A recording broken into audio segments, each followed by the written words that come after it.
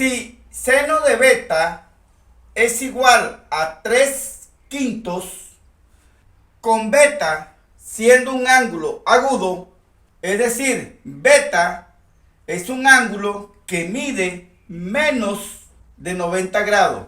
Halla las demás funciones trigonométricas del ángulo beta. Por definición, el seno de beta va a ser igual al cateto opuesto dividido por la hipotenusa.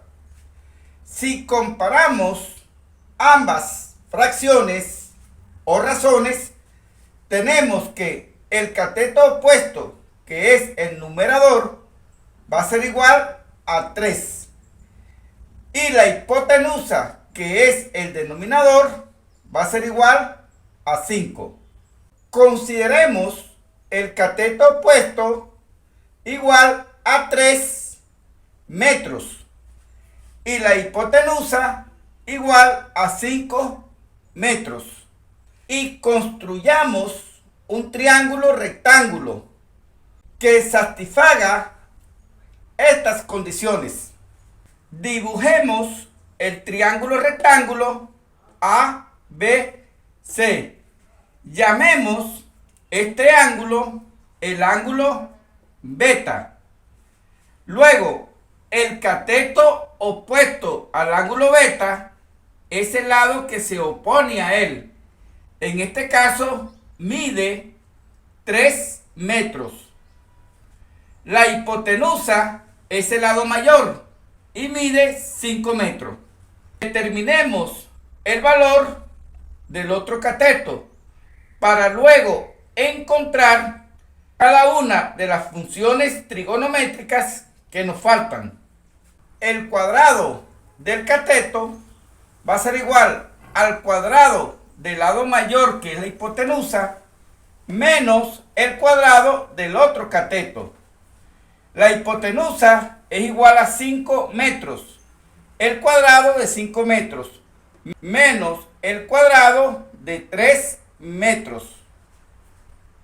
El cuadrado de 5 metros es 5 por 5, que es 25 metros elevado al cuadrado, menos el cuadrado de 3 es 3 por 3, que es 9 metros al cuadrado. 25 menos 9 es 16 metros al cuadrado. Despejando la x, nos queda que x va a ser igual a más o menos la raíz cuadrada de 16 metros al cuadrado. Como el lado de un triángulo siempre es positivo, tomamos como solución el positivo. Es decir, x va a ser igual la raíz cuadrada de 16 es 4, ya que 4 por 4 es 16. El cuadrado de m con el índice de la raíz se simplifica y nos queda 4 metros. Coseno de beta va a ser igual cateto adyacente. El cateto adyacente al ángulo beta vale 4 metros.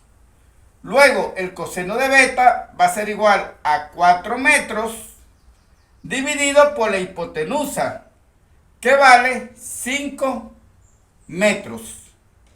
Al simplificar metros con metros, nos queda coseno de beta es igual a 4/5.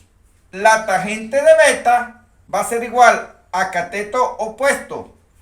El cateto opuesto del ángulo beta mide 3 metros dividido por el cateto adyacente, que vale 4 metros. Al simplificar metros con metros, nos queda que la tangente de beta es igual a 3/4. La secante de beta va a ser igual a la razón o fracción inversa del coseno de beta. Luego, la secante de beta es igual a 5/4. La cosecante de beta es la razón o la fracción inversa del seno de beta. Luego, la cosecante de beta va a ser igual a 5 tercios. La cotangente de beta va a ser igual a la razón inversa de la tangente. Como la tangente de beta es 3 cuartos, la cotangente de beta es su inversa, 4 tercios. A continuación, te dejo el siguiente ejercicio para que repases lo aprendido. Si tangente de beta es igual a 3 cuartos, halla las demás funciones trigonométricas del ángulo beta. Puedes pausar el video.